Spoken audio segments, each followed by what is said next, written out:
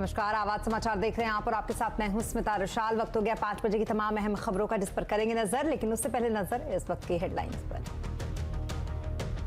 कुश्ती संघ के अध्यक्ष ब्रजभूषण शरण सिंह के खिलाफ आज दर्ज होगी एफआईआर। सुप्रीम कोर्ट में दिल्ली पुलिस का बयान, लेकिन पहलवान बोले ब्रजभूषण के जेल जाने तक नहीं खत्म होगा धरना। कर्नाटक के रण में बीजेपी और कांग्रेस की जुबानी जंग। शाह बोले प्रधानमंत्री का दुनिया में सम्मान, लेकिन कांग्रेस करती है अपमान। राहुल का दावा, कर्नाटक में बनाएंगे सरकार। अगले साल 22 जनवरी को होगी रामलला की प्राण प्रतिष्ठा। अयोध्या में राम मंदिर का काम जोरों पर। उत्तर प्रदेश के संसदीय कार्य मंत्री ने किया ट्वीट। प्रधानमंत्री मोदी ने एक साथ किया 91 एफएम रेडियो स्टेशन का उद्घाटन। 18 राज्यों और 2 यूटीज के 84 जिलों में होगा प्रसारण। पीएम बोले मैं रेडियो पर श्रोता भी, होस्ट भी। बाजार में जारी है तेजी का तड़का। निफ्टी 18,000 से ऊपर हुआ बंद तो सेंसेक्स पहुंचा 61,000 के पार। मुंबई की बेस्ट बसों में शोर मचाना पड़ेगा भारी। स्पीकर पर फोन चलाने या चिल्लाकर बात करने पर 5,000 तक का जुर्माना, 3 महीने की जेल का भी प्रावधान। आज रिलीज होगी मणिरत्नम की फिल्म PS2। रिलीज के पहले दिन पठान और KGF2 जैसी फिल्मों को टक्कर की उम्मीद।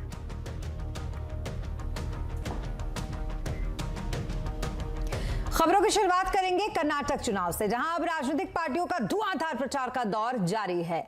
बीजेपी ने प्रधानमंत्री नरेंद्र मोदी को लेकर मल्लिकार्जुन खड़गे के बयान को अब मुद्दा बना लिया है, तो आज बीजेपी के स्टार प्रचारक और गृह मंत्री अमित शाह भी कर्नाटक में हैं।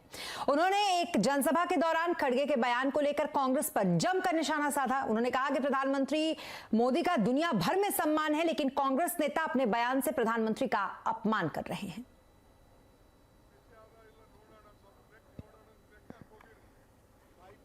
पूरी दुनिया जिस प्रधानमंत्री का स्वागत करती है, हमारे नेता मोदी जी का स्वागत करती है, सम्मान करती है, एक कांग्रेस के अध्यक्ष खड़गे जी उनको कहते हैं कि विसेला सांप जैसे हैं।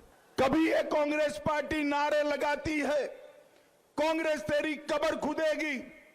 सोनिया गांधी जी कहती है मौत का सौदागर।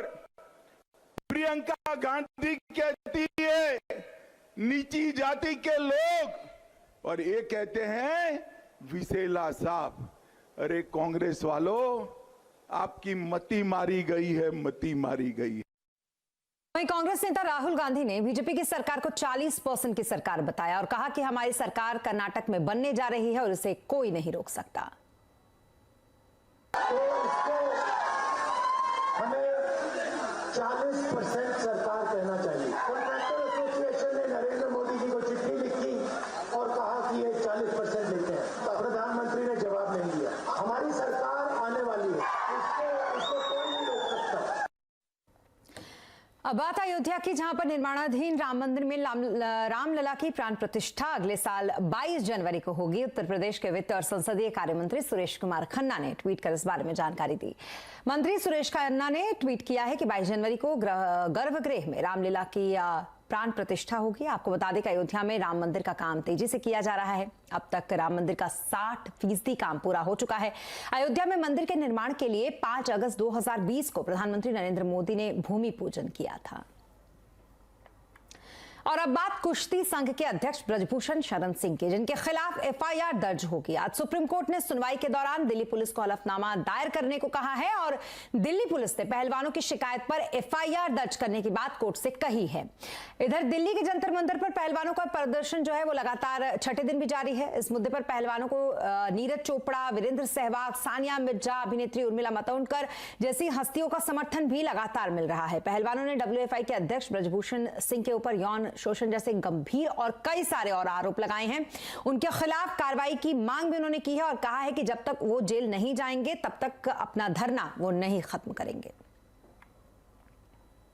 हमने कोर्ट में गुहार लगाई कि जी आप इस केस को डिस्पोज ऑफ ना करें, इसको पेंडिंग रखें, और जो ये कंप्लेनेंट लड़कियां हैं इनको पुलिस प्रोटेक्शन दी जाए।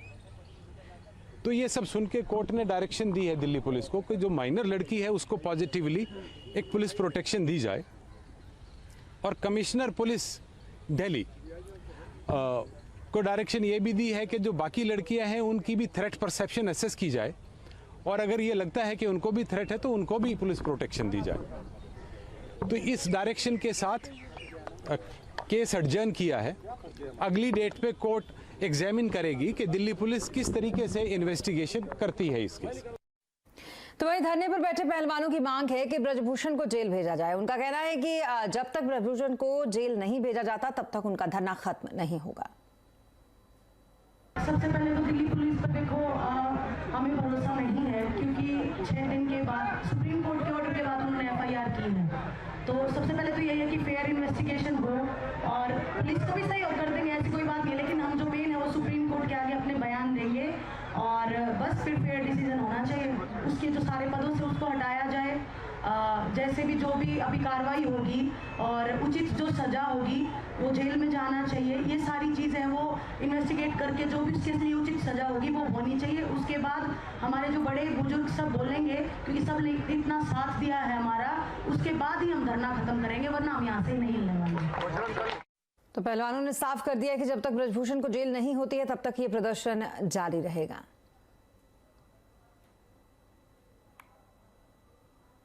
एफआईआर अगर दर्ज हो रहा है, जब लड़कियों ने कंप्लेंट्स दी है तो एफआईआर दर्ज करने के लिए मुझे लगता है कि ये इनफ है। जो भी सबूत देने होंगे, पहले हमने बहुत काफ़ी सबूत दिए हैं, लेकिन अभी आगे जितने भी सबूत देने होंगे हम माननीय सुप्रीम कोर्ट के सामने पेश करेंगे, ना कि किसी कमेटी के सामने या दिल्ली पुलिस के सामने। देखिए, जो एफआईआर पहले दिन होनी चाहिए थी वो 6 दिन लगे एफआईआर करने में। ये लड़ाई एफआईआर तक नहीं थी कि हम एफआईआर चाहते हैं। एफआईआर तो हम कैसे भी करके आगे तो 10 दिन बाद करवाई लेते। ये लड़ाई है ऐसे व्यक्ति को सजा देने की। तो उनको तो तुरंत जेल में डाल देना चाहिए अभी, क्योंकि उनके पास उनको ऑर्डर मिल चुके हैं अभी सुप्रीम कोर्ट से भी कि भाई आप एफआईआर दर्ज करिए। जब ऐसे फेडरेशन के अध्यक्ष ही ऐसे शोषण करते रहेंगे तो किसके पास क्या लेके जाए खिलाड़ी? उनसे बड़ा तो उस फेडरेशन में कोई नहीं है। तो मुझे लगता है कि दिल्ली पुलिस को कड़ी से कड़ी कार्रवाई करनी चाहिए, उनको जेल में डालना चाहिए जल्दी से जल्दी। और अब बात प्रधानमंत्री नरेंद्र मोदी की, जिन्होंने आज देश में रेडियो कनेक्टिविटी बढ़ाने के लिए 100 वॉट कैपेसिटी के 91 एफएम रेडियो स्टेशनों का उद्घाटन किया।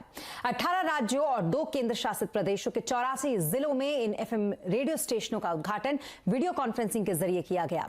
इन नए 91 एफएम रेडियो स्टेशनों से रेडियो कनेक्टिविटी 35,000 वर्ग किलोमीटर तक बढ़ेगी। ये रेडियो स्टेशन उन इलाकों में शुरू किए गए हैं जहां से इसकी मांग की गई थी, तो वहीं बॉर्डर से लगे कुछ इलाकों में भी कनेक्टिविटी बढ़ाने के लिए ट्रांसमीटर्स लगाए गए हैं। इस मौके पर पीएम मोदी ने कहा कि मेरा रिश्ता तो रेडियो पर दोनों तरह का है, मैं एक श्रोता भी हूं और एक होस्ट भी हूं।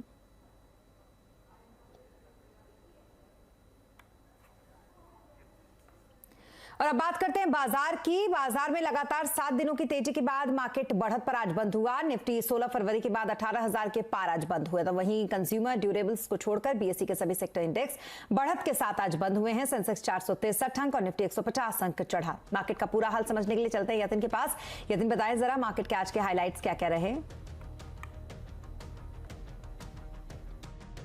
तो आज क्लियरली बाजार के लिए जबरदस्त दिन रहा। कल एक्सपायरी में हमने तेजी देखी और आज वो तेजी का मोमेंटम कंटिन्यूड रहा। इनफैक्ट 18,000 के ऊपर हम निफ्टी पे क्लोज होने में सक्षम रहे। इनफैक्ट एक पॉइंट पे तो लग रहा था आज ही 18,100 भी पार हो जाएगा। बहुत ही जबरदस्त तेजी, कोई भी सेक्टर लाल निशान में नहीं था। सभी के सभी सेक्टर्स ने आज तेजी दिखाई। इनफैक्ट आईटी स्टॉक्स में भी आपने अच्छी खरीदारी देखी, खास करके मिड कैप आईटी में। पीएसयू बैंक्स कहिए, रियल एस्टेट शेयर्स कहिए, आपको बहुत ही अच्छी मोमेंटम सभी सेक्टर्स में दिखी। इनफैक्ट एडवांस डिक्लाइन रेशियो अगर हम बाजार का देखें तो 3:2 था और बहुत ही कम मार्जिन से आपको डिक्लाइंस आते हुए दिखाई पड़े। तो बहुत ही अच्छा मार्केट का मोमेंटम और मिड कैप स्मॉल कैप्स ने भी आज अच्छी तरीके से आउट परफॉर्म किया। जी, इसके अलावा यतिन ये भी बताइए कि सेक्टर्स का आज कैसा हाल रहा, कहां पर किस तरीके का एक्शन? अगर हम निफ्टी के गेनर्स की बात करें तो यहाँ अदानी ग्रुप के शेयर्स आपको दिखेंगे। अदानी एंटरप्राइजेज और अदानी पोर्ट्स, ये दोनों ही शेयर्स में 3% से ज्यादा की आज तेजी आपको आती हुई दिखाई पड़ी। इसके अलावा नेस्ले इंडिया और विप्रो ने जो बायबैक अनाउंस किया उसके बाद अच्छे नतीजे भी हुए, इसके कारण स्टॉक में 3% का मोमेंटम आपको दिखा। लूजिंग साइड पे एक्सिस बैंक, क्योंकि इन्होंने एक सरप्राइज लॉस पोस्ट किया तो रिजल्ट्स के बाद ये स्टॉक में 2.5% की मंदी। टाइटन, ओएनजीसी और जेएसडब्ल्यू स्टील वो दूसरे स्टॉक्स है जहां हल्का फुल्का आपको मूड माहौल वीक साइड पे दिखा। तेजी की साइड पे REC आज FNO में टॉप गेनर्स में से ये शामिल रहा। जी, लॉरस और अदानी पावर ये स्टॉक्स में भी आपने 5% के गेन्स देखे। लूजिंग साइड पे मिड कैप जो थे श्रीराम फाइनेंस, खराब नतीजों बाद स्टॉक 5% नीचे। क्रॉम्पटन और NHPC जैसे स्टॉक्स में भी आपने हल्की फुल्की मंदी देखी। जी बहुत शुक्रिया तमाम मार्केट अपडेट के लिए आपका यतिन। और बाजार में आज बाजार के दिग्गज रामदेव अग्रवाल ने हमसे एक्सक्लूसिव बातचीत की, जिसमें उन्होंने कहा कि बैंकों के वैल्यूएशन काफी अच्छे हैं और भारत में बैंकों का अच्छा प्रदर्शन जारी है। उन्होंने आगे ये भी कहा कि कुछ बैंकों के रिजल्ट आ चुके हैं और रिजल्ट अच्छे आए हैं, मगर बैंकों का पीक आना अभी बाकी है। एक्सिस के भी नंबर्स ठीक ठाक थे, HDFC बैंक के नंबर्स भी मतलब कंप्लेन करने वाले नहीं थे। अब एक यहाँ पर जो सवाल उठ रहा है कि क्या ये पीक अर्निंग्स थी बैंकों की, या बैंकों में अभी भी यहाँ से आगे दमखम है? आपका व्यू क्या है इस समय सबसे बड़े सेक्टर को? हाँ देखिए, सबसे बड़ा है इसमें क्या है, देखिए आप कॉर्पोरेट क्रेडिट कॉस्ट वही मतलब थोड़ा पिकिंग आउट है इन द सेंस दैट जैसे ICICI बैंक में निगेटिव हो गया क्रेडिट कॉस्ट। सो अभी मेरे ख्याल SBI में क्रेडिट निगेटिव नहीं हुआ ना? नहीं, अभी SBI का नंबर तो अभी आने के हैं। हाँ। लेकिन जब SBI में निगेटिव आएगा ना क्रेडिट कॉस्ट, कोई न कोई 2-4 क्वार्टर आएगा, साल आएगा, इस साल या अगले साल 24 में आएगा, 25 में आएगा, उनका भी क्रेडिट कॉस्ट निगेटिव होगा। That I would say is the peak. Is the peak. Yeah, peak of profitability and all. And उस समय जो वैल्यूएशन है, अब क्या सब बहुत होशियार भी हो गए हैं तो वैल्यूएशन पहले ही करेक्ट कर दे रहे हैं। ऐसा नहीं कि पीक प्रॉफिट का पीक वैल्यूएशन है, already valuations are very subdued. अब बाजार में क्या तेजी के संकेत मिल रहे हैं और क्या बाजार में बॉटम बन गया है? आज आवाज अड्डा में इसी पर करेंगे बड़ी चर्चा शाम 7:57 पर।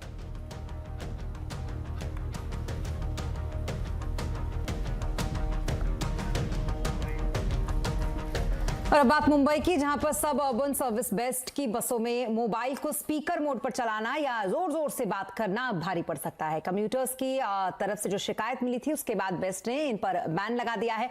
अब ऐसा करने पर 5,000 रुपए तक का जुर्माना लग सकता है और 3 महीने की जेल भी हो सकती है। बेस्ट ने बॉम्बे पुलिस एक्ट की धारा 38 के तहत ये बैन लगाया है। इस कानून के मुताबिक सार्वजनिक जगहों पर साउंड और म्यूजिक के जरिए डिस्टर्बेंस के खिलाफ ये काम करता है कानून। अब बेस्ट की हर बस में इस चेतावनी के साथ स्टिकर लगाए जाएंगे कि स्पीकर फोन पर वीडियो या म्यूजिक ना सुने और फोन पर चिल्ला चिल्ला कर बात ना करे। ऐसा करने पर जुर्माना लग सकता है। यात्री ऐसी किसी स्थिति में बस के कंडक्टर से शिकायत कर सकते हैं और कंडक्टर अपनी तरफ से भी इसकी निगरानी करेंगे। बेस्ट के इस फैसले का मुंबई कर रहा है स्वागत, तो कुछ इसे सही नहीं भी मान रहे हैं। आइए आपको सुनवाते हैं कि क्या कहना है इस पर लोगों का। लोग काफ़ी ज़्यादा तेज आवाज़ में बात करते हैं, कभी कभी तो झगड़ा भी करते रहते हैं। घर का जो रहता है ना मैटर, इतने ज़ोर ज़ोर से आवाज़ करते हैं, काफ़ी तकलीफ होती है। बहुत इस बात को एहसास हो कि लोग लाउडली बात करते हैं और हमें डिस्टर्ब होता है, या तो उनकी आवाज़ को हमको ज़बरदस्ती सुनना पड़ता है। नहीं, नियम तो एकदम अच्छा नहीं है। अभी समझो मेरा आवाज़ छोटा है, किसी दूसरे का आवाज़ बड़ा रहेगा तो वो क्या उसमें प्रॉब्लम करेगा? हाँ ठीक है, ज़ोर ज़ोर से बात करते किसी को तकलीफ होती है, इसके लिए ठीक है। लेकिन समझो अभी मैं गांव से आया हूँ और मेरे को पता नहीं है, और इसमें नियम को लागू करना बराबर चीज़ नहीं है, ठीक नहीं है। फाइन है और जेल है, वो सबसे अच्छा है। लोग डर के मारे तो बात नहीं करेंगे, फाइन के और जेल इसके हिसाब से सही है, जो है वो सही है। अगर किसी के पास earphone and all at that moment नहीं रहेगा तो वो क्या करेंगे, और ऐसे चिल्ला के नहीं बात कर सकते। ये तो पब्लिक प्लेस में मीन्स नॉट अलाउड है, और किसी को प्रॉब्लम वगैरह तो वो बता सकते हैं ना। But this fine and all, like आपको इतनी फ़ाइन पे करनी पड़ेगी अगर आपको पकड़ा है एंड ऑल, तो इसके तो हम लोग अगेंस्ट ही है। बराबर है, क्योंकि बाकी लोगों को भी डिस्टर्ब होता है ना, लोग ज़ोर से बात करते हैं या किसी और वीडियोस देखते हैं तो बाकी बार जो लोग हैं उनको भी डिस्टर्ब होता है। अच्छा रूल है वो। आज नॉर्मल लोग BST में घुस रहे हैं। BST में कौन जाता है? कोई रिच पर्सन तो जाता नहीं, मिडिल क्लास फैमिलीज जाती है। फ़ोन आएगा, वो बात करेगा। सब लोग पढ़े लिखे हैं, सबको पता है कि जोर से बात नहीं करनी है। अभी कोई मिडिल क्लास के फैमिलीज में कोई छोटा फ़ोन होता है, उसके फ़ोन में भी खराबी होती है, तो वो थोड़ा लाउड स्पीक बात कर सकता है। बाकी सब लोग पढ़े लिखे लोग हैं, लोगों को सबको पता है कि कितने से बात करनी है, कितने से नहीं करनी है, तो वो फाइन होना ही नहीं चाहिए। क्या पूरे देश में बसों, ट्रेनों और सार्वजनिक जगहों पर स्पीकर पर मोबाइल चलाने पर बैन लगा देना चाहिए? आज इस पर कंज्यूमर अड्डा में करेंगे चर्चा शाम 5:57 पर।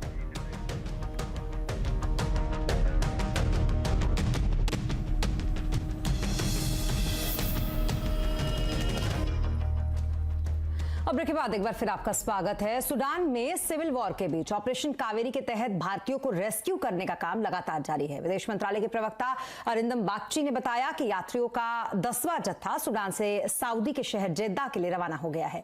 भारतीय वायुसेना के C-13-0J विमान ने जेद्दा के लिए उड़ान भरी है और जिसमें भारतीयों के 10वें जत्थे के 135 लोग सवार हैं। आपको बता दें कि सूडान में तख्तापलट के लिए सेना और पैरामिलिट्री फोर्स के बीच 15 अप्रैल को लड़ाई शुरू हुई थी। लड़ाई में अब तक 400 से ज्यादा लोगों की जान जा चुकी है।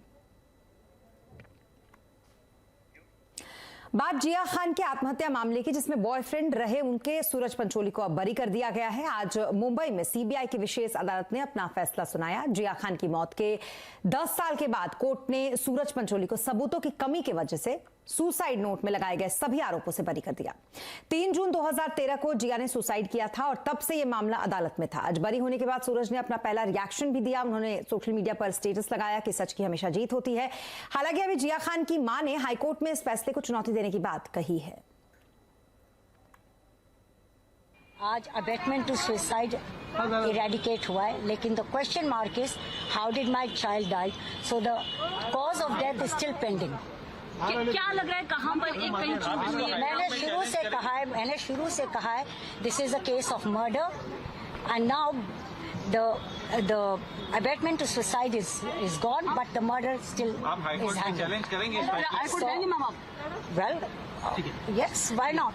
अहमदाबाद मुंबई के बीच दौड़ने वाली बुलेट ट्रेन का काम गति पर है। अहमदाबाद में मल्टी जंक्शन बनकर तैयार हो गया है और पहले स्टेशन का काम भी पूरा होने को है। हमारे संवाददाता केतन जोशी ने अहमदाबाद से नडियाद आनंद तक चल रहे बुलेट ट्रेन का जो काम है उसका जायजा लिया। आप भी देखें।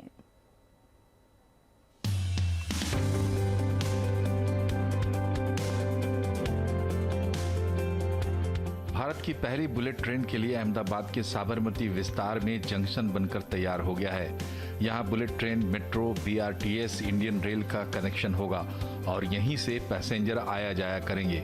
यहां से आगे सबसे पहला स्टेशन पड़ता है नडियाद और आनंद। यहां पर भी काम लगभग पूरा होने पर है। 1863 में जब अहमदाबाद सूरत के बीच पहली पैसेंजर ट्रेन चली थी तब अहमदाबाद में सिर्फ एक कपड़ा मिल थी, जो साल 1900 में बढ़कर 100 हो गई। अब उद्योग जगत को बुलेट ट्रेन से भी काफी उम्मीदें हैं। मुंबई मतलब महाराष्ट्र और अहमदाबाद मतलब गुजरात, ये दोनों की औद्योगिकता इतनी बड़ी है इन दोनों राज्यों में और ये होने से इतना छलांग ग्रोथ हो जाएगा कि हर तरह से बेनिफिट होगा। Industrial benefit, tourist benefit, travel benefit, हर तरह का बेनिफिट होगा। बुलेट ट्रेन अहमदाबाद से मुंबई के बीच 8 घंटे के सफर को 3 घंटे का कर देगी। अभी इस रूट पर रोज करीब 30,000 यात्री ट्रेन से ट्रैवल करते हैं और लगभग इतने ही रोड और प्लेन से। बुलेट ट्रेन इस ट्रैफिक व्यवस्था में बड़ा हिस्सा बटाएगी। गुजरात और महाराष्ट्र के केमिकल, टेक्सटाइल, डायमंड और अन्य उद्योगों को इसका फायदा होगा। ट्रेन के जरिए विकास का इतिहास फिर से दोहराया जाएगा और इस बार तो बुलेट ट्रेन है। इससे न केवल पैसेंजर की सुविधा बढ़ेगी लेकिन उद्योग जगत भी बुलेट ट्रेन के पास बहुत बड़ी आस लगाकर बैठा है।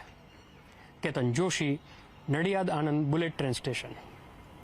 और मणिरत्नम की मच अवेटेड फिल्म PS2 आज सिनेमाघरों में रिलीज हो गई। इस फिल्म को लेकर फैंस में खासा क्रेज है तो वहीं मेकर्स को भी फिल्म से अच्छी खासी उम्मीद है। जानकारों का कहना है कि ये फिल्म बॉक्स ऑफिस पर काफी अच्छा बिजनेस कर सकती है और रिलीज के पहले दिन पठान और KGF2 जैसी दिग्गज फिल्मों को टक्कर दे सकती है। आपको बता दें कि यह फिल्म दक्षिण भारत के चोल राजाओं पर बनी एक पीरियड फिल्म है जिसका पूरा नाम है पोन्नियिन सेल्वन, यानी कि कावेरी नदी का पुत्र। कावेरी नदी को तमिल में पोन्नी कहते हैं। माना जाता है कि जब चोल राजा राज प्रथम 5 साल के थे तो वो कावेरी नदी में गिर गए थे और उन्हें कावेरी ने ही बचाया था, इसलिए उनका नाम पोन्नियिन सेल्वन यानी कि कावेरी नदी का पुत्र पड़ गया था। PS2 PS1 का दूसरा पार्ट है जो पिछले साल 30 सितंबर को रिलीज हुई थी। PS1 ने काफी अच्छा बिजनेस किया था और इसीलिए उम्मीदें PS2 से भी हैं। और क्या पूरे देश में बसों और ट्रेनों और सार्वजनिक जगहों पर स्पीकर पर मोबाइल चलाने पर बैन लगना चाहिए? आज इसी पर कंज्यूमर अड्डा में करेंगे बड़ी चर्चा शाम 5:57 पर।